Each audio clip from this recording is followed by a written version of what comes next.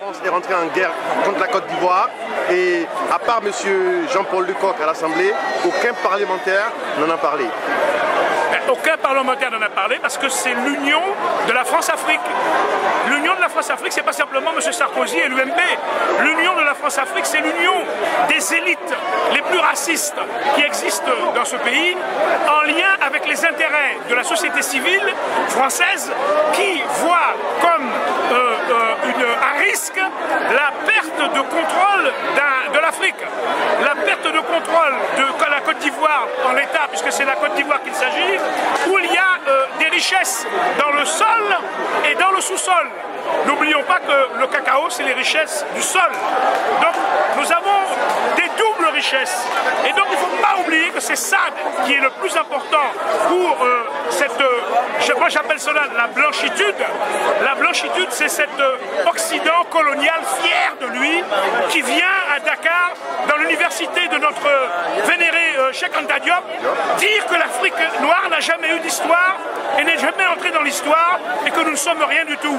C'est cette blanchitude, cette blanchitude qui parle par la bouche de Nicolas Sarkozy lorsqu'il se permet de venir dire ce qu'il a dit.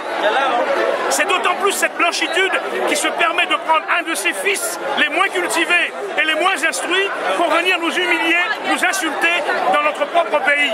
Et bien quand on a vu ça en 2007, il ne faut pas s'étonner qu'en 2011, ces gens-là soient allés jusqu'à organiser une guerre humanitaire, soi-disant humanitaire, sous couvert de la robe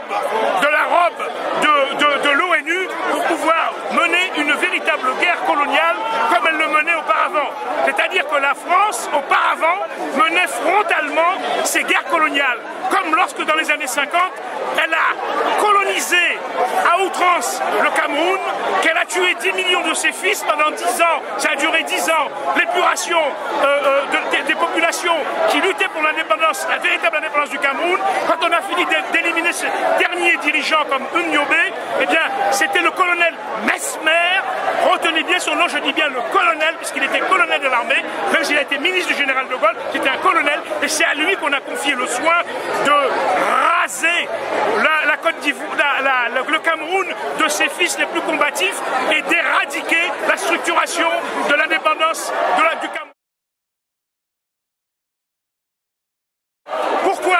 Parce qu'entre-temps, il y a eu le Vietnam, entre-temps, il y a eu l'Algérie, entre-temps, il y a eu l'Angola, entre-temps, il y a eu Cuba, entre-temps, il y a eu de nombreuses révolutions, entre-temps, il y a eu même par la voie pacifique l'accession de l'Afrique du Sud à l'indépendance sans l'apartheid. Il y a eu toute une série de luttes, on a toujours l'impression qu'on n'avance pas, on a tort.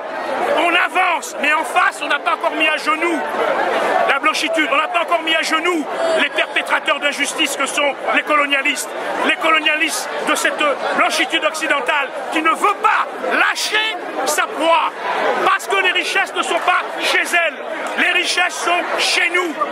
Pourquoi aujourd'hui cette lutte très dure en Côte d'Ivoire? C'est parce que en même temps on ne veut pas que d'autres puissances ou d'autres pays comme la Chine, la Russie ou l'Inde, parce que n'oublions pas l'Inde qui est montante, ou le Brésil, ne viennent demander aussi à pouvoir payer ces matières premières, mais à un prix beaucoup plus juste.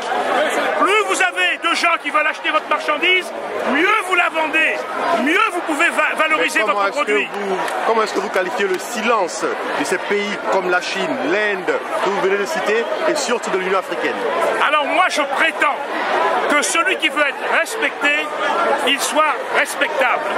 Quand vous voulez qu'on vous aide, il faut d'abord dire que vous n'avez besoin de personne et lutter sans demander rien à personne. Rappelez-vous ce que disait Mao: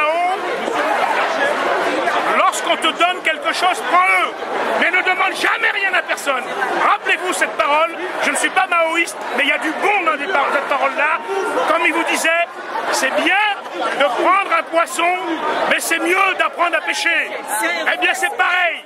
L'indépendance, la dignité, le respect pour l'Afrique et pour l'ensemble des peuples africains, comme de tous les Noirs disséminés partout dans le monde, elle viendra de leur volonté, de leur détermination à être respectés.